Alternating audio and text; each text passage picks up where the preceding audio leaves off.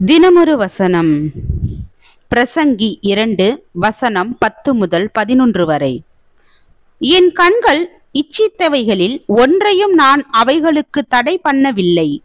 என் இருதயத்துக்கு ஒரு சந்தோஷத்தையும் நான் வேண்டாம் என்று விலக்கவில்லை. நான் செய்த முயற்சிகள் எல்லாம் என் மனம் மகிழ்ச்சி கொண்டிருந்தது. இதுவே என் பிரயாசங்கள் எல்லாவற்றினாலும் எனக்கு வந்த பலன். என் கைகள் செய்த சகல வேலைகளையும் நான் பட்ட எல்லா பிரயாசத்தையும் கண்ணோக்கி பார்த்தேன். இதோ எல்லாம் மாயையும் மனதுக்கு சஞ்சலமுமாயிருந்தது. சூரியனுக்கு கீழே பலன் ஒன்றுமில்லை. விளக்கம். நீங்கள் எவ்வளவு காலம் உலகத்தில் வாழ்கிறீர்கள் என்பது முக்கியமல்ல, ஆனால் நீங்கள் எவ்வாறு வாழ்கிறீர்கள் என்பது மிகவும் முக்கியம். சில மக்கள் 85 வருடங்கள் வாழ்ந்து பயனில்லாத காரியங்களை செய்கிறார்கள். மற்றவர்கள் சில வருடங்கள் மட்டுமே வாழ்கிறார்கள், ஆனால் தங்களுடைய வாழ்க்கையை தேவனுக்கும் மக்களுக்கும் சேவை செய்வதில் செலவிடுகிறார்கள்.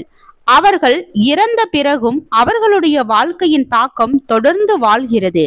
பல மக்கள் இவ்வுலகத்தில் தங்களுடைய ஆயுட்காலத்தை கூட்டுவதை குறித்து மட்டும் கவலைப்படுகிறார்கள். அவர்கள் இன்னும் அதிகமான வருடங்கள் உயிர் வாழ்வதற்காக போராடுகிறார்கள். நாம் உயிர் வாழ்வதற்காக ஒவ்வொரு வருடமும் கோடிக்கணக்கான பணத்தை மருந்துகள், விட்டமின்கள் மற்றும் விசேஷமான உணவு வகைகள் ஆகியவற்றின் மீது செலவிடுகிறோம். என்றாலும் வாழ்க்கையின் கால அளவை காட்டிலும் வாழ்க்கையின் தன்மையும் கர்த்தருக்காக நாம் சாதிக்கும் காரியங்களும் நம்முடைய வாழ்க்கையை அர்த்தமுள்ளதாக மாற்றுகின்றன என்பதை நாம் மறந்து விடுகிறோம். நாம் நம்முடைய வாழ்க்கையை கர்த்தருக்கு அர்ப்பணிக்கும் போது மட்டுமே இவ்வுலகத்தில் நாம் வாழும் நாட்கள் நித்திய மேன்மையை நிர்ணயிப்பதற்காக கணக்கெடுக்கப்படுகின்றன. இன்றைக்கு நம்முடைய நேரத்தை சேவையினாலும் ஆராதனையினாலும் தேவனுக்காக செய்யும் கிரியையினாலும் நிரப்புவோமாக. இன்றைய நாள் நம்முடைய வாழ்க்கையின் கடைசி நாளாக இருக்கும் என்றால் ஒரு நீடித்த வாழ்க்கையை குறித்த கனவில் அதை வீணாக்குவதற்கு பதிலாக மிகுதியான கனிகளை கொடுத்து மற்றவர்களுக்கு ஒரு ஆசீர்வாதமாக விளங்குவதற்கு முயற்சி செய்யுங்கள்.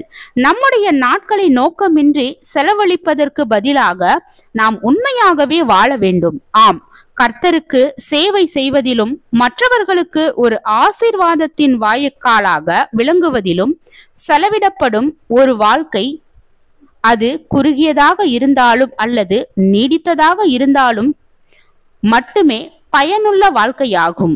அதாவது நாம் கர்த்தருக்காக சேவை செய்வதிலும் மற்றவர்களுக்கு ஒரு ஆசீர்வாதத்தின் வாய்க்காலாக விளங்குவதிலும் செலவிடப்படும் ஒரு வாழ்க்கை மட்டுமே பயனுள்ள வாழ்க்கையாக அமையும்.